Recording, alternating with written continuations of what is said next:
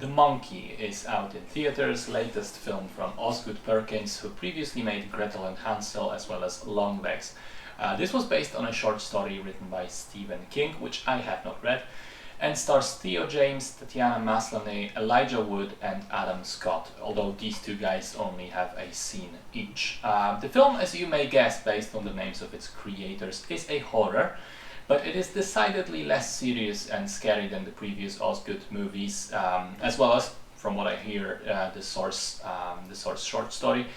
Instead, it goes for a deliberately comedic and absurdist tone with incredibly over-the-top violence.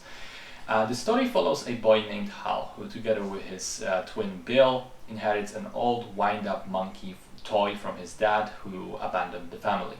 The monkey, as it quickly turns out, is either cursed or possessed. Each time you wind it up, someone nearby gets violently killed. The brothers end up throwing the monkey away into a well to protect themselves and the people around them, and they promptly forget all about it. Flash forward 25 years. Hal gets a call from Bill that their aunt died in a freak accident, and all signs point to the monkey somehow being back. So Hal has to go back with his son Petey to the old town to try and find the monkey and stop it.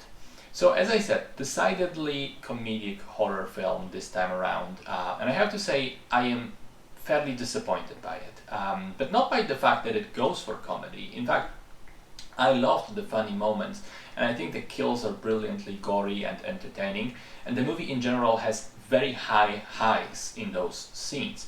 The problem is everything between them. It feels too slow, too boring, too restrained, I suppose. Like each time we would go back after a kill scene to Hal talking to Petey again, I would just groan. I was not interested in that relationship at all. I think the problem is, one, Hal is not a particularly likable character, and there's nobody else in the movie to really latch onto emotionally. But also, the film very clearly sets up the theme of absent fathers and abandoned sons. Hal and Bill have an absent father. Hal is an absent father himself to Petey, and he struggles with that. They even go out of their way to establish that the metalhead henchman, who's kind of a secondary character, also has a dad that left.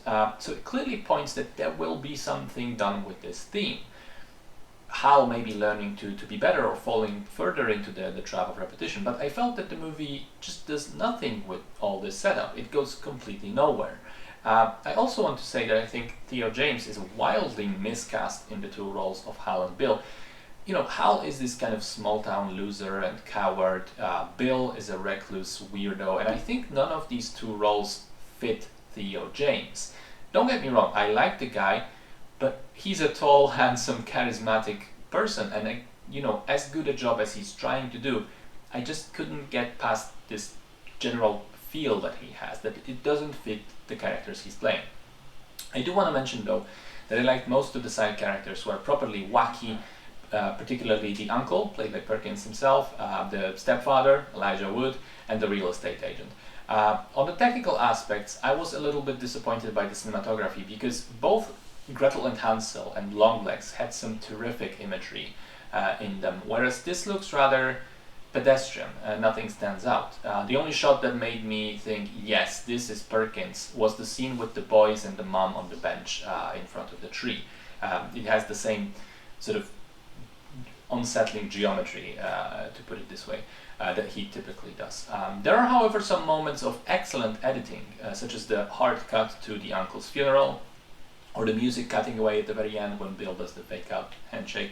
All in all, though, I'm sad to say that I disliked the film much more than I liked it.